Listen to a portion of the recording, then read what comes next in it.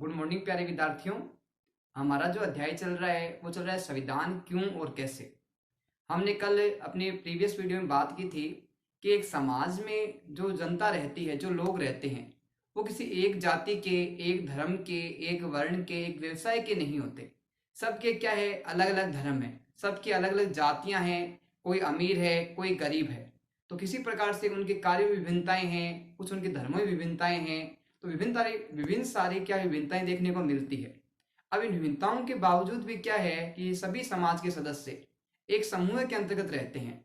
तो क्या इनके लिए कैसे नियम बनाए जाए, कैसे कानून बनाए जाए कि सभी उन कानून को माने। तो किसी व्यक्ति के द्वारा कोई कानून बनाया जाएगा तो उसका क्या पालन नहीं किया जाएगा।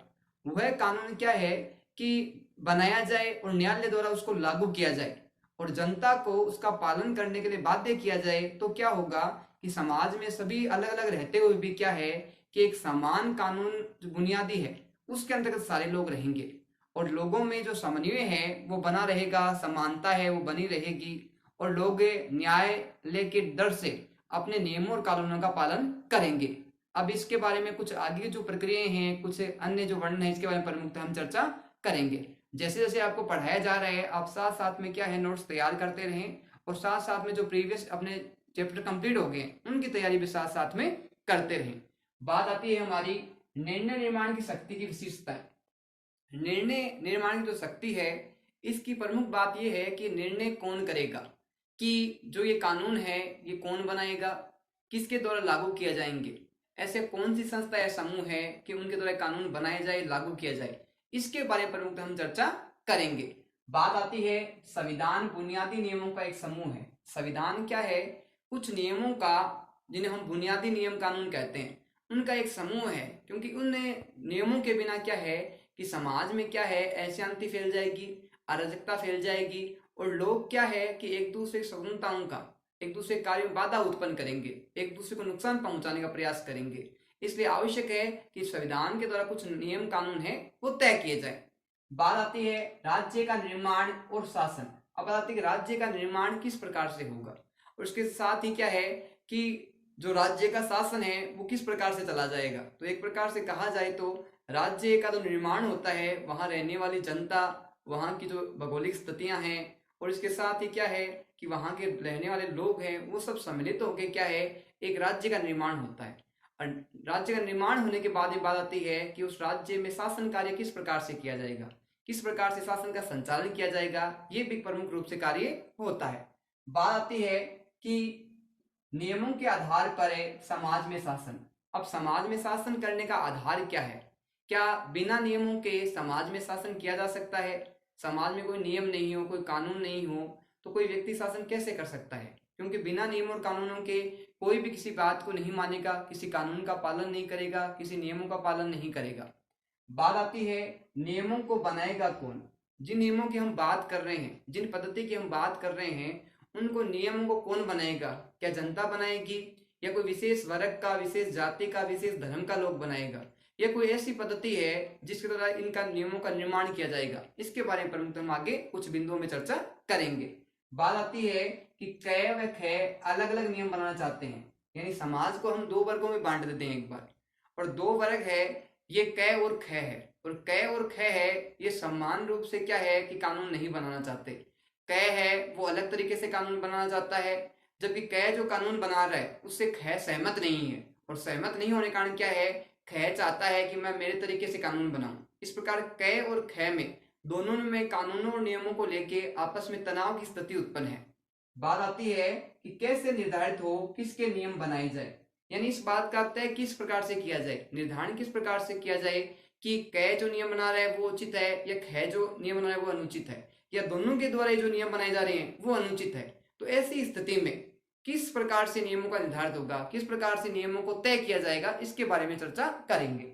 बात आती है नियमों के अंतर्गत है सभी को रखना सर्वश्रेष्ठ है, यानी नियमों के अंतर्गत जो समाज में रहने वाले व्यक्ति है उन सभी को समान रखना, और जो नियम कानून बनाए जा रहे हैं वो सभी की दृष्टि से क्या उचित हो, अनुचित नहीं हो, ऐसा भी प्रमुख रूप से होना आवश्यक बताया गया है। बात आती है दूसरे लोगों को लगता है उनके नियम उचित। अब हमने जब बात की क और ख की, तो कुछ लोगों को तो लगता है जिन्होंने ख वाले लोगों ने जो नियम बनाए हैं, कानून बनाए वो उचित है, जबकि कुछ लोगों का मानना है कि क के द्वारा जो नियम बनाए गए वो सर्वश्रेष्ठ है, सर्व उचित है। इस कारण क्या है, दोनों में असमानता देखने को मिलती है। तो इस बात का निर्धारण कैसे होगा कि किसके कानून माने जाए और किसके कानून नहीं माने जाए, किसने कानून बनाए क और ख में से उन नियमों को किस प्रकार से लागू किया जाए, क्या वो कानून बनाए जा रहे हैं वो सभी के हितों को ध्यान में रख के बनाए जा रहे हैं या किसी एक वर्ग के हितों को ध्यान में रख के बनाए जा रहे हैं। नियमों का विवाद कैसे समाप्त होगा। अब नियमों से संबंधित जो विवाद है, जो व्यवस्था है, इस विवाद का समाधान कैसे होगा, क्योंकि समाज में क्या है, उचित तरीके से व्यवस्था बनाए रखने के लिए, उचित तरीके से शासन करने के लिए कुछ नियमों की, बुनियादी नियमों की आवश्यकता होती है, जिसका पालन कौन करेगी, वहां रहने वाली जनता करेगी, और रहने वाली जनता पर सभी पर समान रूप से वो नियम कानून लागू होंगे। तो इन नियमों को वास्तविक रूप से किस प्रकार से तय किया जाए, किस प्रकार से कौन निर्धारित करेगा, ये एक प्रमुख मुद्दा, प्रमुख विषय बनता है।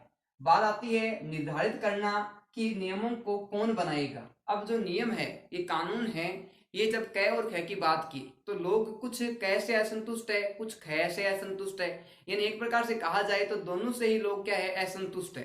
तो ऐसी स्थिति में समाज में नियम और कानून व्यवस्था कौन करेगा, कौन ऐसे नियम पद्धति लागू करेगा जिससे समाज में क्या है कि एक प्रकार से समन्वय बना रहे और समानता के रूप में शासन किया जा सके। बात आती है संविधान तय करता है कानून कौन बनाएगा। अब यहाँ पे बात स्पष्ट होती है कि क और ख ये क्या है, कानून नियम नहीं बनाएंगे। कानून को जो बनाने वाली संस्था है, जो पद्धति है, वो संविधान है। हमने प्रारंभ में बात की थी कि संविधान एक ऐसे नियमों का एक समूह है जिसके द्वारा देश की शासन व्यवस्था का क्रमबद्ध रूप से, सुव्यवस्थित तरीके से नियमों का पालन करते हुए शासन का संचालन किया जाता है। तो एक बात स्पष्ट हो गई कि नियमों को बनाने वाली संस्था कौन है, एक प्रकार से उस देश का संविधान है जो नियम और कानूनों को बनाता है। बात आती है कि राजतंत्र में कानून का निर्माण राजा करता है। देश में जो शासन व्यवस्थाएं पाई जाती है वो अलग अलग प्रकार की पाई जाती है। कुछ में क्या है कि राजतंत्र पाया जाता है, कुछ में तानाशाही तंत्र पाया जाता है, कुछ में लोकतंत्र पाया जाता है। तो इस प्रकार से अलग अलग हम देखते हैं कि अलग अलग स्थानों पे, अलग अलग देशों में अलग अलग प्रकार की शासन व्यवस्थाएं देखने को मिलती है।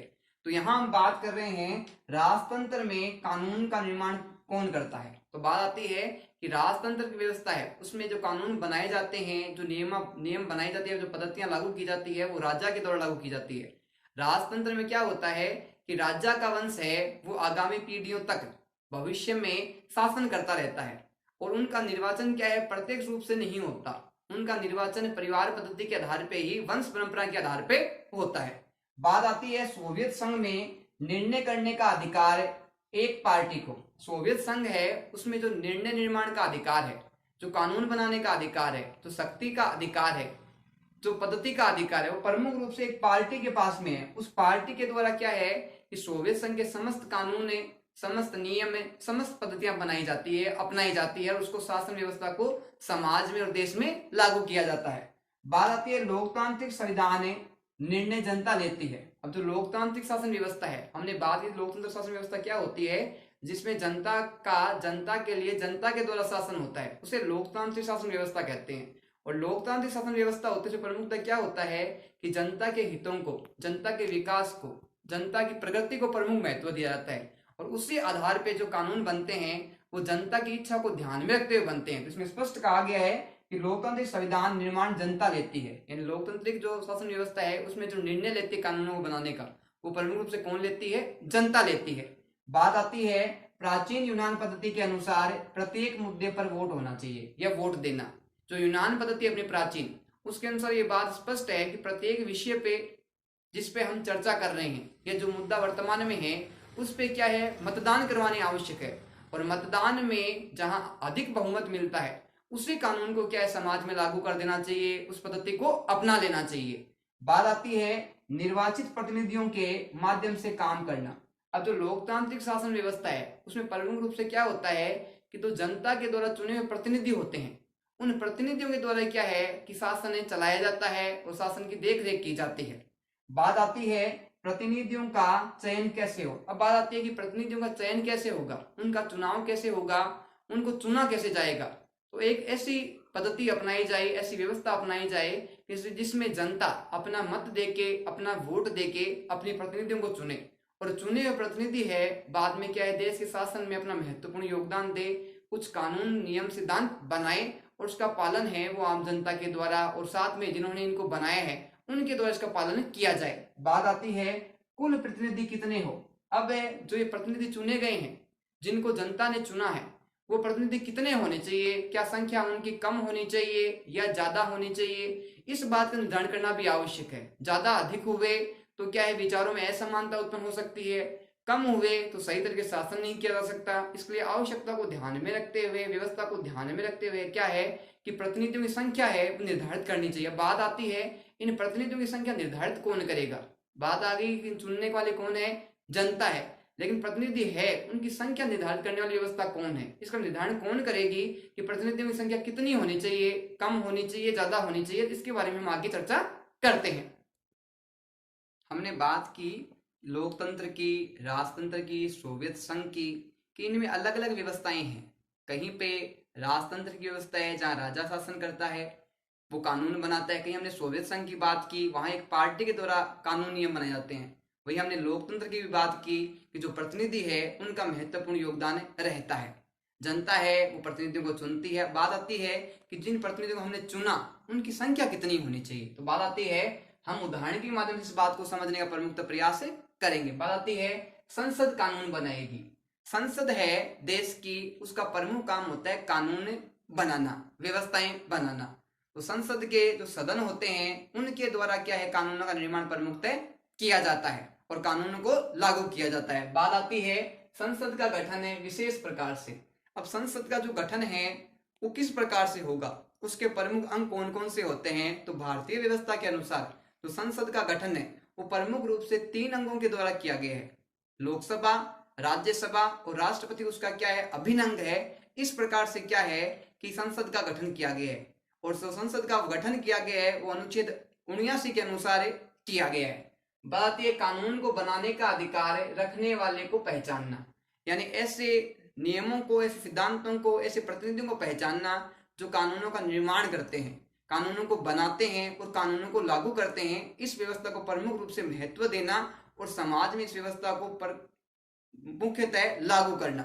बात आती है संसद को अधिकार देने वाला कौन है। अब बात यहाँ पे स्पष्ट होती है कि संसद का निर्माण हो गया, संसद का गठन हो गया, तो संसद को यह अधिकार किसने दिया कि संसद कानून बनाएगी और कानूनों को लागू करेगी और उनकी अवमानना करने वाले को, उसका पालन नहीं करने वाले को जो संसद है वो सजा की व्यवस्था भी करेगी। बात आती है संविधान द्वारा संसद को अधिकार प्राप्त है।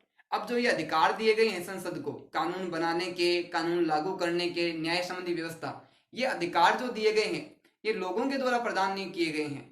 लोगों का एक समूह ने देश की व्यवस्था को ध्यान में रखते हुए अपनी क्या है कि संविधान का निर्माण किया और संविधान ने ये शक्ति संसद को दी है कि वो उचित और अनुचित का ध्यान में रखते हुए कानून निर्माण का कार्य करेगी, समाज व्यवस्था बनाए रखेगी।